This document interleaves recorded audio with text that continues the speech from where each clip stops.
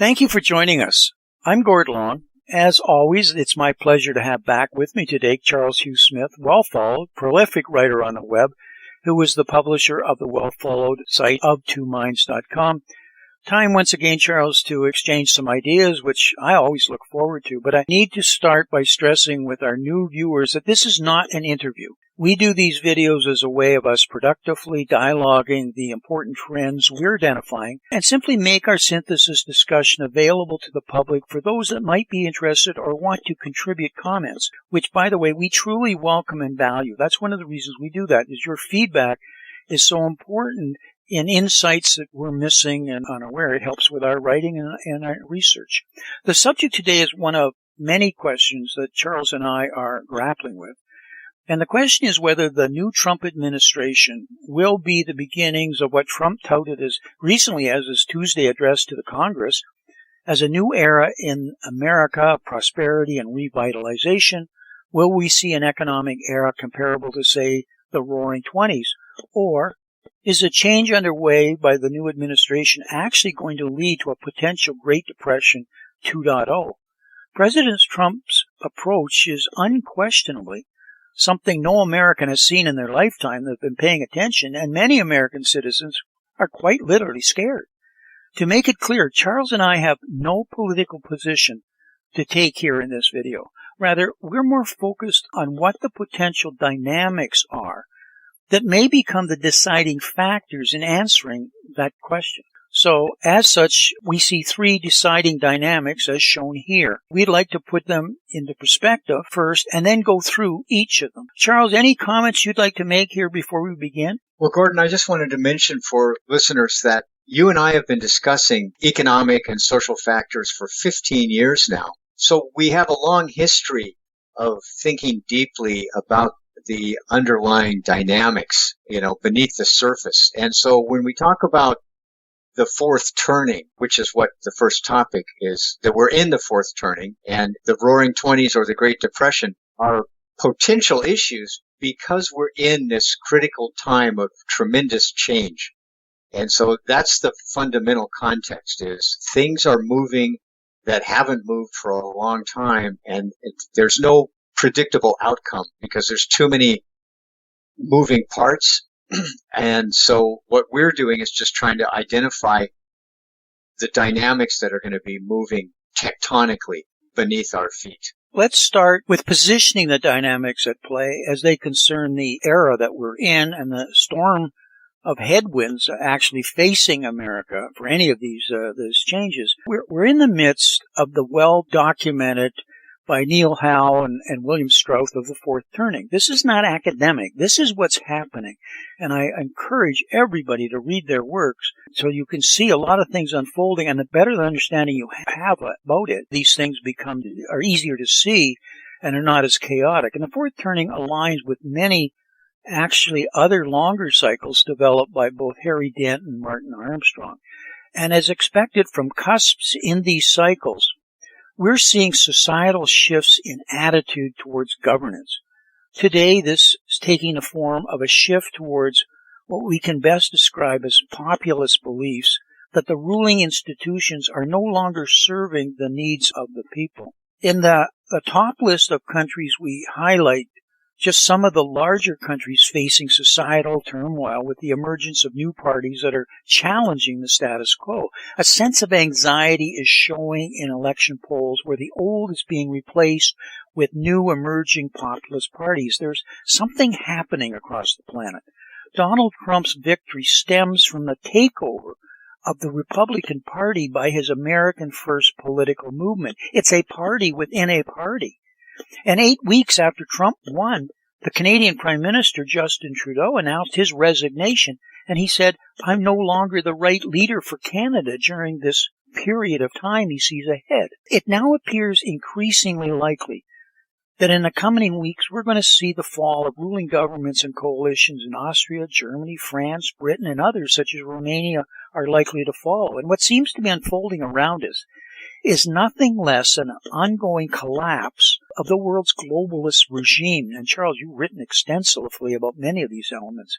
What we have is a crisis of political leadership and paralysis in public policy which is not delivering the real needed change to growing inequality. A surge will alter status quo policies that have been fostering globalization, financialization, and what I write about it called modern mercantilism, which are hurting people but helping global corporations and the wealthy, which Charles has been writing extensively about.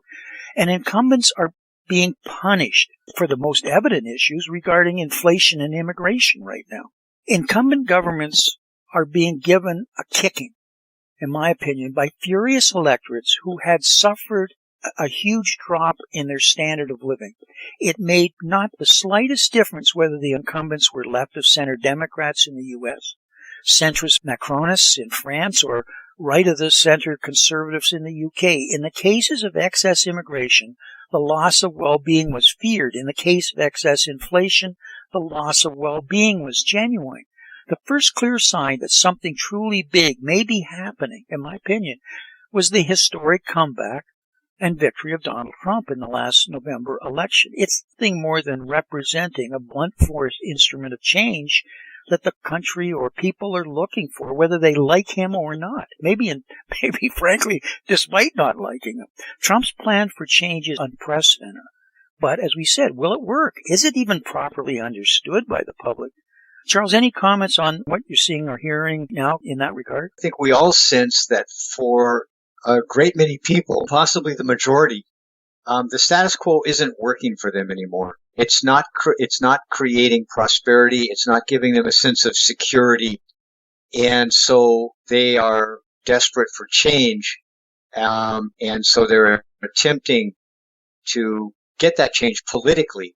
But of course, that's only one avenue. There's also social change and economic change. And so this is where the world is looking and responding to Trump's agenda, because he's attempting to change both governance and also economic forces. And so those are the topics we're going to be discussing today. Charles, make a really good point.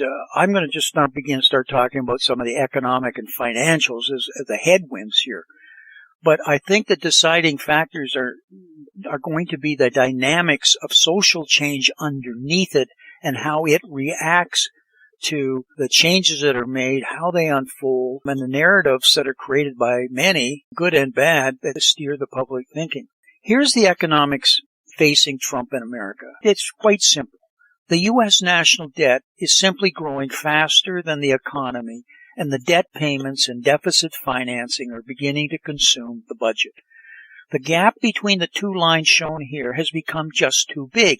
This is open to discussion of how long it'll go on. We know it works until it suddenly doesn't. That's the best way of putting it. We just don't know. But this gap can't be this wide for too much longer. There are two core issues here that the U.S. must solve, and Trump is focused on right now. The U.S. consumes more than it produces and has for decades, resulting in increasing destabilization of the global twin deficit U.S. funding bleed that it is causing.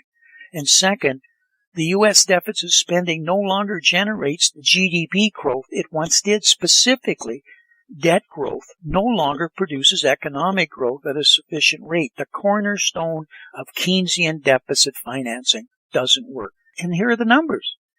In the U.S., it now takes as much as $2.50 of new debt to produce $1 of economic growth. In the U.S., it takes $1.50 of deficit growth to produce $1 of economic growth. In Q4, just completed, it took $5.80 of new debt for $1 of GDP. And in Biden's last year, in 2024, it took $3.9 for $1 of GDP.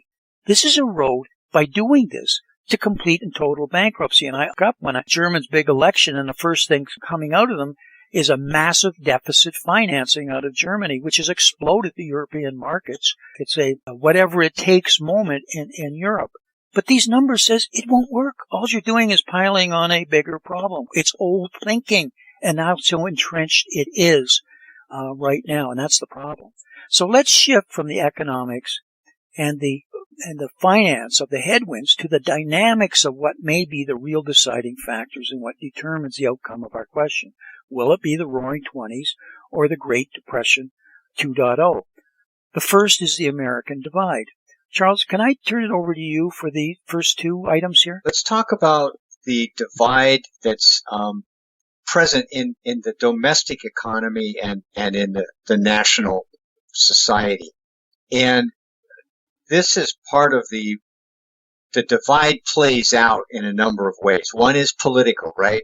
Red and blue, and whether you're gaining ground or you're losing ground. And so there's two divides here. One is the rural and urban divide, and we see this in the map of the voting record that you have here. That rural America has basically lost ground for all the decades in which financialization and globalization have been the key economic forces. So, and the urban areas have benefited as they've created the high-paying jobs, which have then boosted housing and so on. And so that divide is difficult to reconcile. And that this is part of what the Roaring Twenties narrative is. By reshoring industrial production, then we will give a boost to the rural parts of the nation that have suffered from all the production being shipped overseas. And so bringing production back to the U.S. will revitalize rural America.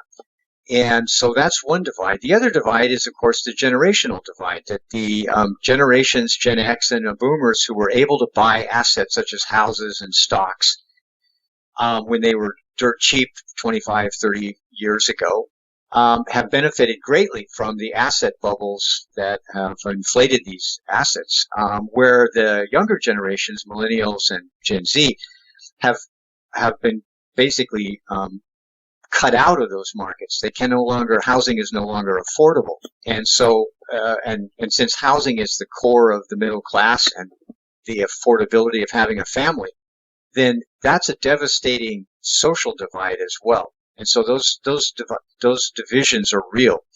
And so the odd thing about this is the U.S. has tremendous benefits globally. You know, the strong dollar, and it has a diverse economy, and it has a lot of resources. And so all these global benefits have benefited the U.S.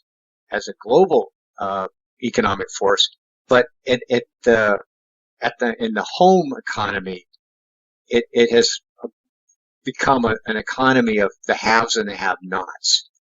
And so this is why we have the emergence of a political divide, is that the have-nots are voting for change, and the haves are trying to cling on to the status quo because it's working for them. I'm right with you on this, and I'm seeing it just as an addendum here.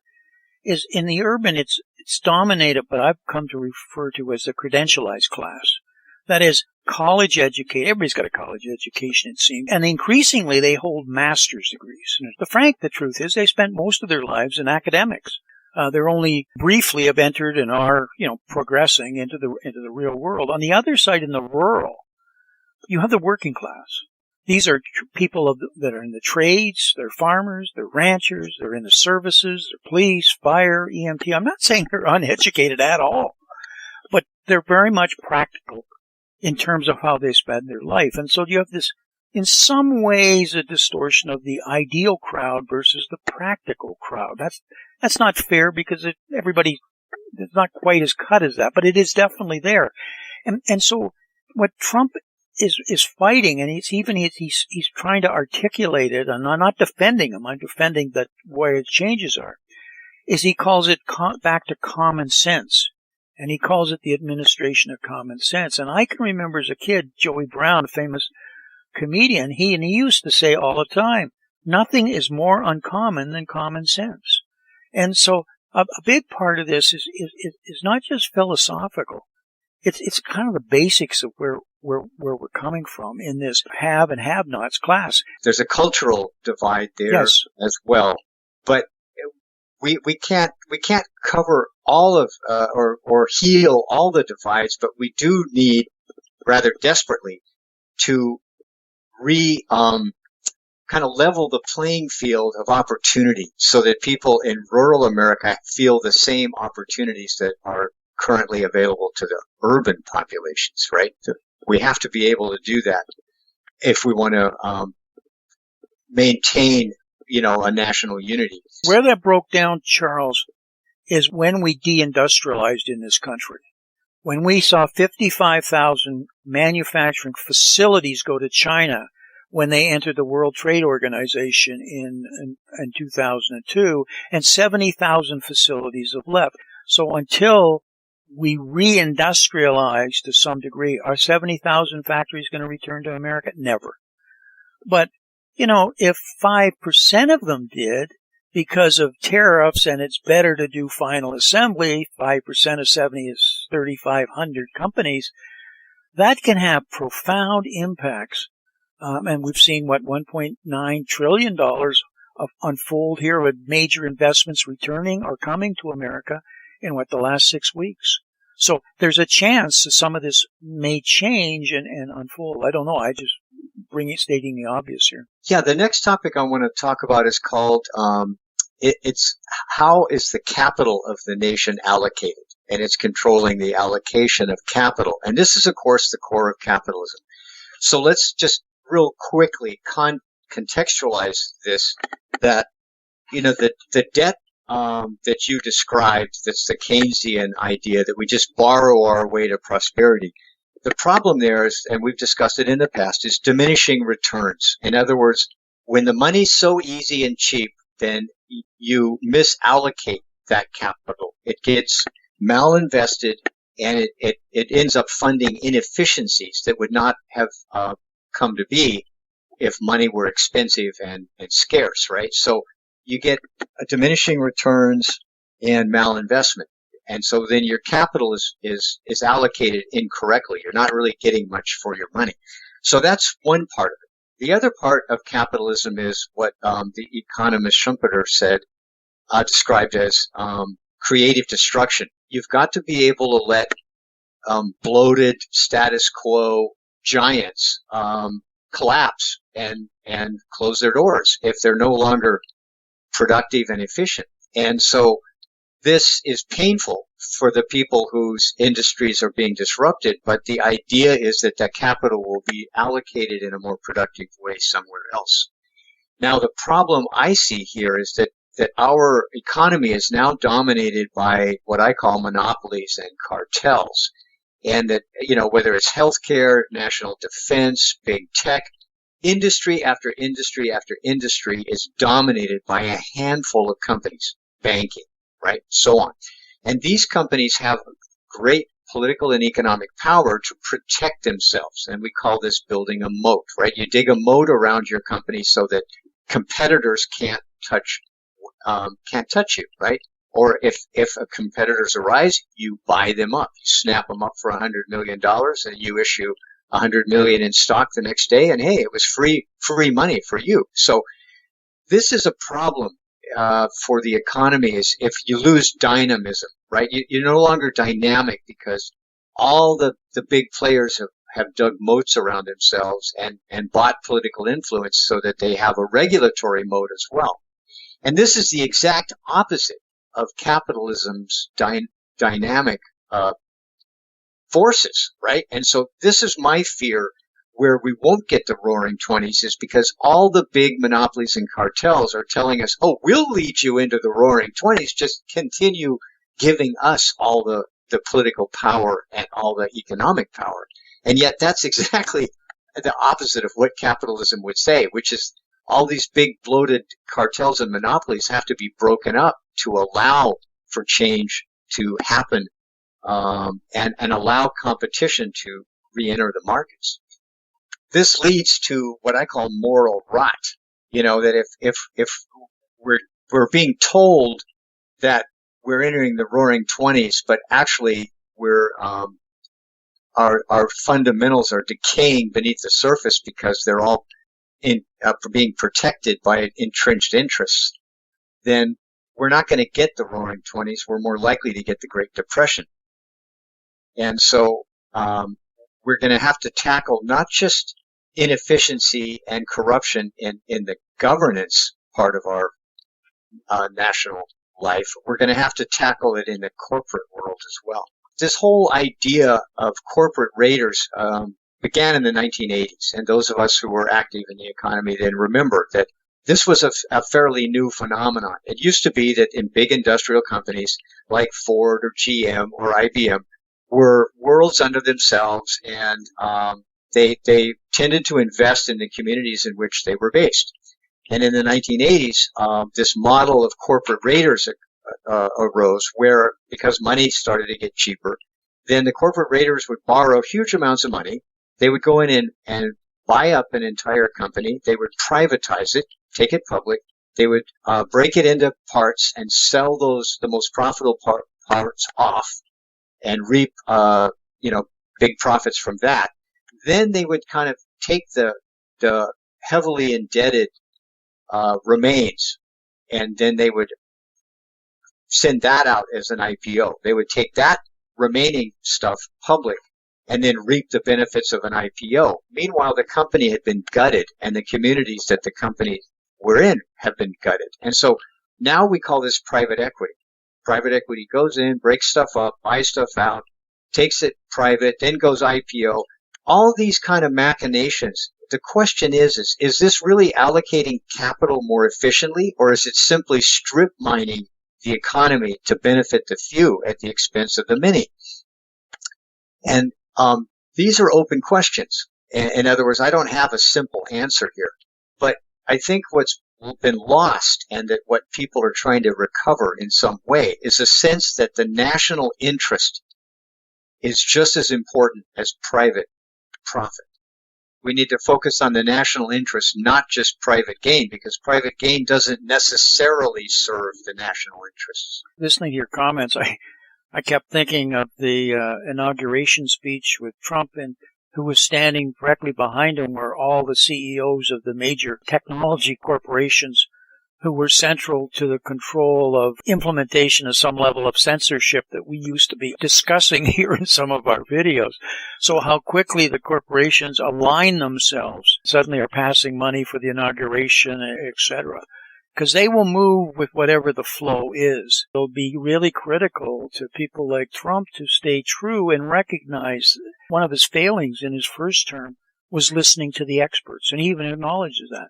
And he suddenly had to learn the kind of people he wanted, and it was reflective of the cabinets he chose. He didn't go with people that were the experts in their field. He went with people that were basically foundational in what he believed in the direction.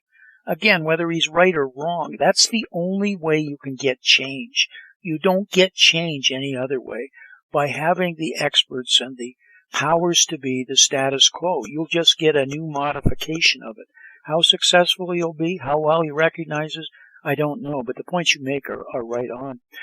Let's grab onto the third one here, Charles, which is revolutionary here, is DOGE, or the Department of Government Efficiency, headed up by Elon Musk, certainly creating a lot of controversy. Getting a little bit back from social standpoint to some of the finances in here. The strategy that appears to be coming out of the Trump administration, and I don't know if they're clear with their strategy. They seem to be clear with some of the things they want to do, but not necessarily articulating the strategy. But what I see it to be is what Bessent calls his 3-3 strategy.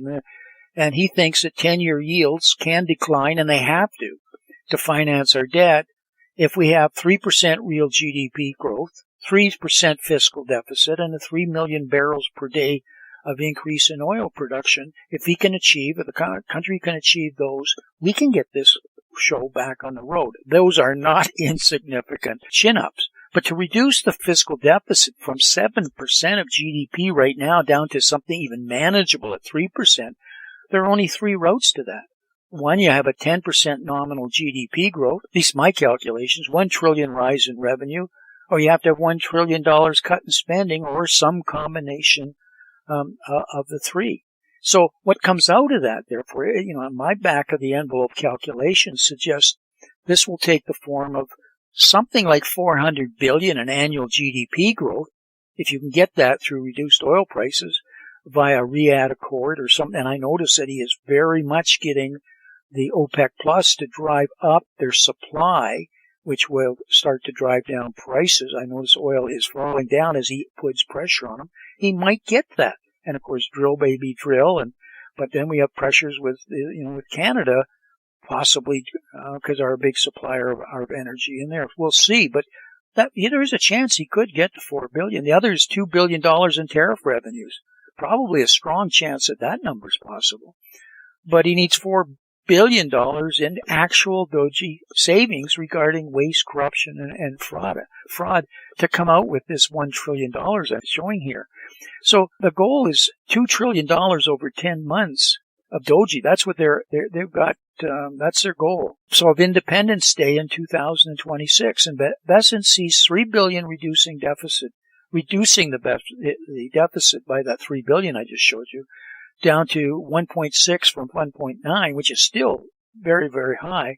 So it's really up to much more waste that we can find, and this would result in shrinking the deficit by a whole 1%, which is astounding if we can actually do it. Musk sees $6 billion because he's suddenly realizing the fraud is much, much deeper than they first anticipated. So, the numbers say it is possible if these dynamics don't take us in a new direction, remembering that if he hasn't got this going within an incredibly too short a cycle of, let's say, 10 to 12 months, he'll lose the midterms.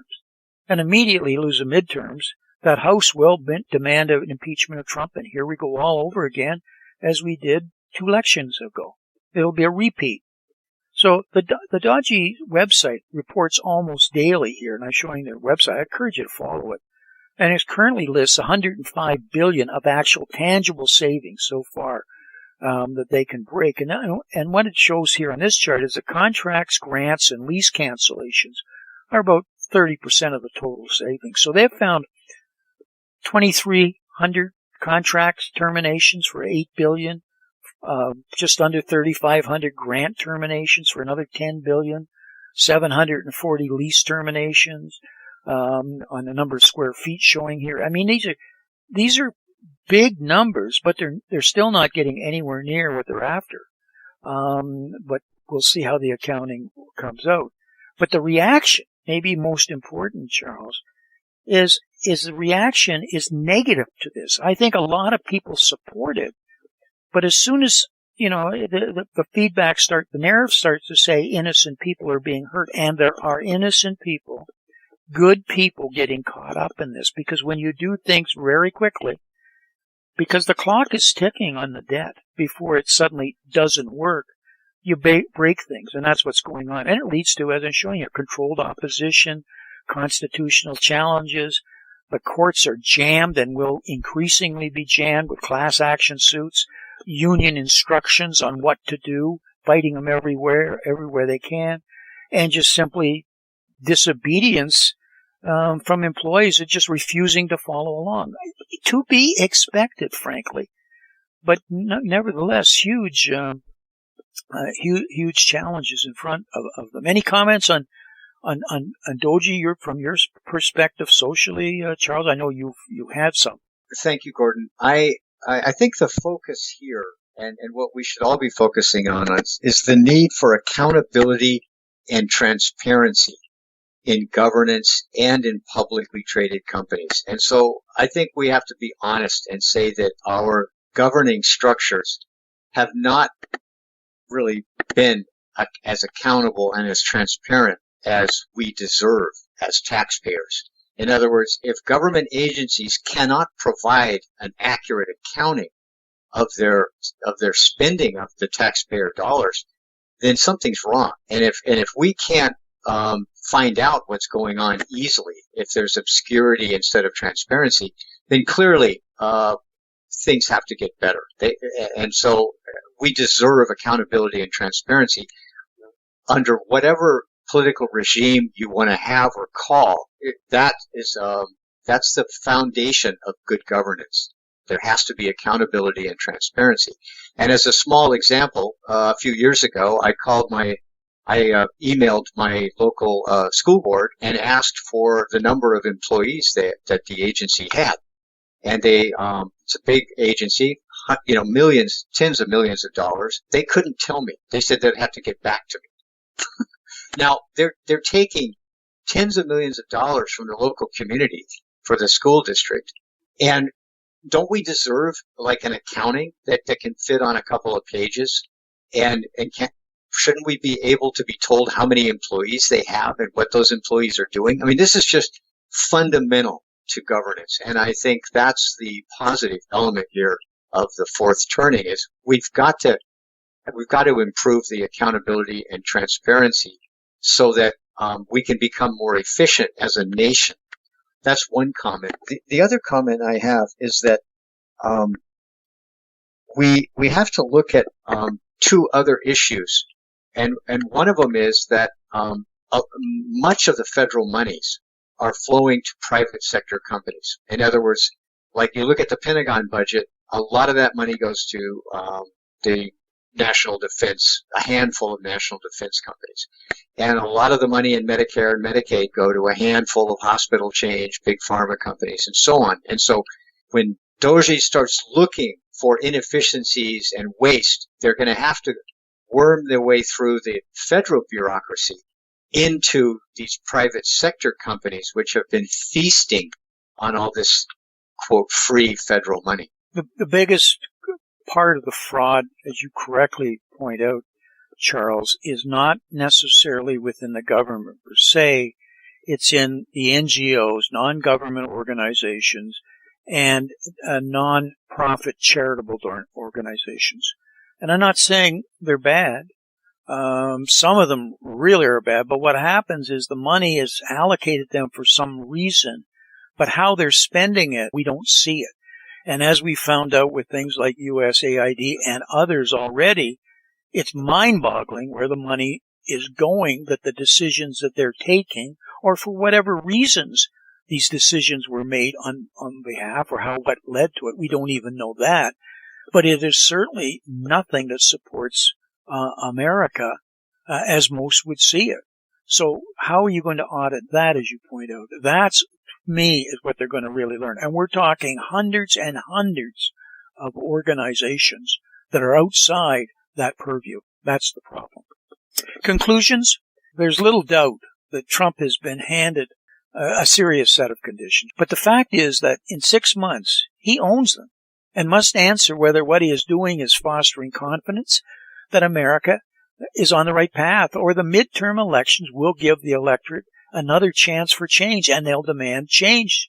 And we will have had a false start or a poorly executed start. Don't know what's going to happen there. We're facing is a Q1 GDP now was just taken down to a negative 1.5%. It's been plummeting here. Tariffs will push inflation higher. That's a fact. Stagflation is likely to take control over the next 12 months. Pretty well a given unless a miracle happens.